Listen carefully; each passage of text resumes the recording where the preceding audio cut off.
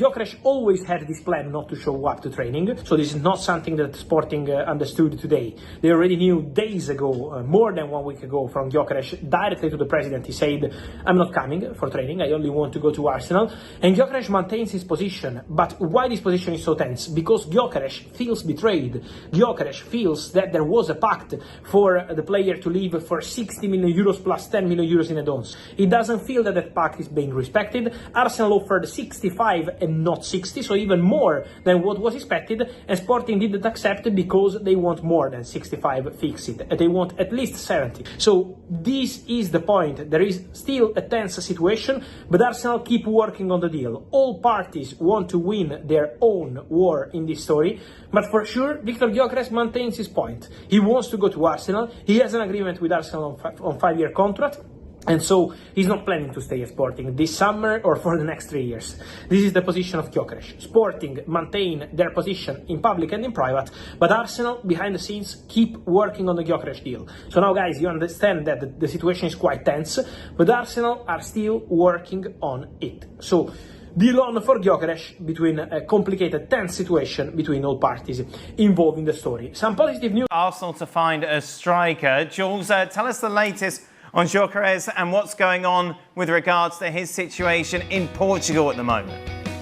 Well, we know that he hasn't showed up for pre-season for the first day of training, which is not something that I think players do usually, but he wants to not force the move, but he doesn't understand why this is not done, and I think he's got a point. It seems that Sporting are very difficult to negotiate with and deal with when they're happy with the feed and they change their mind and ask for more money. There's a lot of issues with the structure of the deal and things like that, which again should not be happening, but it happens because the release clause of Gyökeres, which is 100 million euros, and Arsenal are not going to pay that, but there's a gentleman's agreement that we mentioned on the show before between Gyökeres and Sporting that he can go for less money than that. It's just for how much money exactly are they going to let him go, and that seems to change a lot quite regularly with Sporting, and they're very public owner and president. So it's not an easy negotiation at all for that, and that's why I think he's taking a little bit more time than really he should have and what people were expecting. But it's going to happen? Yeah, I think it will happen. He wants to go there. They are in very strong position. They're not far from a full agreement, but it seems that, yeah, Sporting are not always easy to deal with. I was thinking, Jules, not since you championed Karim Benzema to be Ballon d'Or have we seen such propaganda coming from your social media regarding a player, and that is Madueke making the move from Chelsea. I can't... Every hour is a different post saying he's such a great signing. You don't know why everyone is against it. That's not so. By the way, I'm really pushing for Ousmane Dembele, obviously my boy, to win the Ballon d'Or, but that's another story for another time. Yes. For Madueke, it's just I don't really understand the negativity around him. I'm not sure really where this is coming from. We said on the show many times, okay, he's not maybe Bukayo Saka yet at that kind of level, or a top winger from a top European club, but there's a good potential there. He's an England international. He's only 23 years old. He will bring competition to the squad. He will bring character to the team. Different options for Arteta. This is good, and I just this hashtag about no to Madueke. No, I think this is pretty harsh on him, to be fair. So that's all I was saying. I think Arsenal fans are being really harsh with this signing, and maybe the timing is not right. If Gyökeres was already an Arsenal player and then they were going to sign Madueke, that would have gone down better with fans. I understand that, but I think Gyökeres will happen, and I think Madueke is not a bad signing. And just to finish on that, if you're a top European club, 50 million, even for a squad player, is what you pay. If you look at Liverpool, City, PSG, they've got players. Barcola is on the bench for PSG every single game. It costs you 50 million. It's the same for all the top clubs. You've got, when you need to build that depth in the squad, you need to buy a player at that price, even if they're not guaranteed starters. What was the first thing in your head when you heard that Arsenal were going to sign Madueke?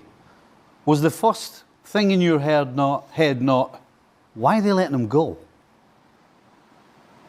What, Chelsea? Yeah, but Chelsea need money. They need to bring money in for the spending that they have, which I understand. And that's the reason. And maybe they think 50 million, which, by the way, yeah, it's 50 million. It's a good amount for somebody who bought for 30 million 2 years ago. I get that, Stevie. But I think that's the price for wingers right now. It was maybe not the case 2 years ago. But right now, every winger will go for similar price. Arsenal recently approached Rodrygo's agents to inquire about his availability. The report claims that the Real Madrid winger views London as an attractive destination.